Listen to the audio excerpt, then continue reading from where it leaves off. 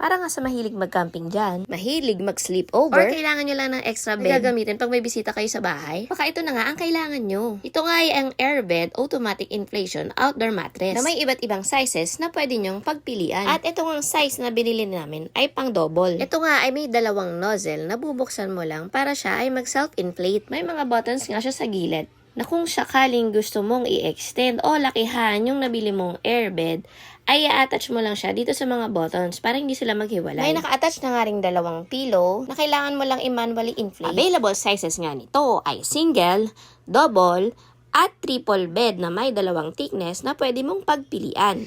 3cm at 5cm ang pwede nyo ang pagpilian na thickness ng inyong airbed. Waterproof at easy to store na nga rin pala ito. Kaya naman, pwedeng-pwede nyo na tong bitbitin sa mga paplanuhin nyong outdoor camping. Maganda nga ang kanyang quality, very comfy, at looks expensive.